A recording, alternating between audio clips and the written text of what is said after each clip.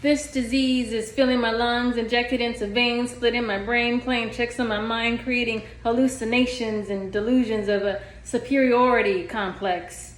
Power and control of mind and body reflexes, causing aggressive behavior, extreme fear of losing control, panic, terrified thoughts, impaired judgment and cognition, abuse, misuse, addiction, and even death.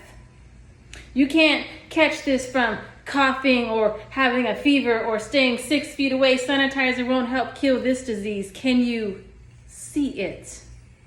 Since it was conceived at the hands of hate, I've been trying to stop killing. I wish I could take it back. Every bullet in every unarmed black person, every hand around every neck, every knee pushed in the back of every neck, every assault, every lash ripped across backs, every time the N-word is flung across the air, smeared in blood, shattering trembled flesh, every dissected part of Sarah Bartman, aka Hottentot Venus, every strange fruit hung from trees, every mouth trying to breathe, every chalk outlining every time a black person was spit on, every for colored only sign, every denied point of entry to school, every time black people had to sit in the back of the bus, every bloody Sunday, every water hose dodged, clubs and tear gas thrown, every hate-filled thought passed on to generation, every bullet pressed against the side of the head, every routine traffic stop turned violent, every time black entertainers had to walk through the kitchen,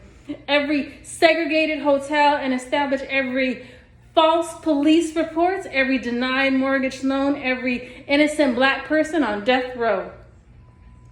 Can you see it? I am disrupting immune systems. I am opening these hateful and confused hands as a weapon. This hate laced in metal is not me. This is an STD, a socially transmitted disease at my throat called racism. And a historic intergenerational traumatic disease, a public health crisis, a genocidal pandemic. Sound the sirens. This is over a 400-year-old state of public health emergency.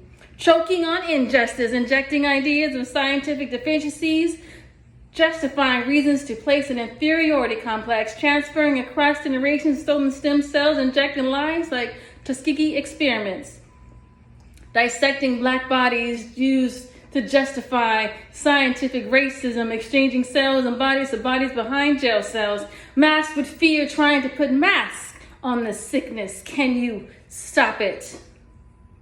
Bleeding on concrete, infiltrating the hood with high concentrated doses of fear, dropping black and brown bodies. This disease can't be stopped by wearing a mask, wearing a hoodie, being unarmed, holding your hands up, driving, walking down the street, selling CDs, jogging down the street, sleeping at home, playing video games at home, sitting on your mom's porch, wearing locks or any natural hairstyle. This disease fueled killings of more than 260,000 black men in America since 1980. Can you stop it? I can't breathe. I can't breathe in all the hatred. So I'm about to go running for Ahmaud Arbery and Walter Scott. About to play video games for Tatiana Jefferson. About to walk down the street for Trayvon Martin. Sit in my car for Sandra Bland. Sit on the porch for DeJuan Yorce. Put on my seatbelt for Freddie Gray. Hold my hands up for Michael Brown. Style music for Alton Sterling. Walk across the street for Devontae Shipman. Walk home for Gregory Gunn and Lamar Smith.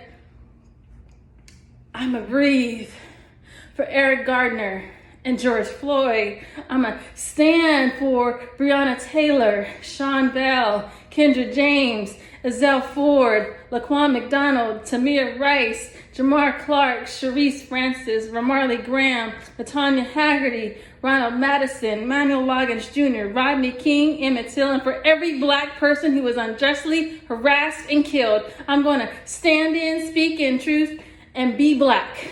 Love my Nubian locks while holding on to my pride for Andrew Johnson. And for all the beautiful black girls who were suspended for rocking their natural hair. To all my South African girls who protested with 25,000 people on a petition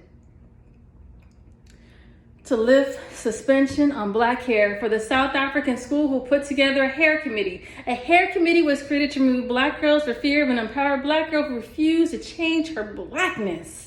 For a 12-year-old girl in Texas bullied at school by students and got bullied by the school to suspend her black hair. Who's really the bully? And for trying to suspend natural black hair in the Bahamas. Hashtag support the puff. Let me not put on my oppression and make you relax with permed hair. Can you see it? Brown versus board, Brown versus policing, black hair, law and order versus equitable justice, Brown versus humanity, Jim Crow versus mass incarceration of black people. This socially transmitted disease is at my throat. Can you stop it? Can you see it?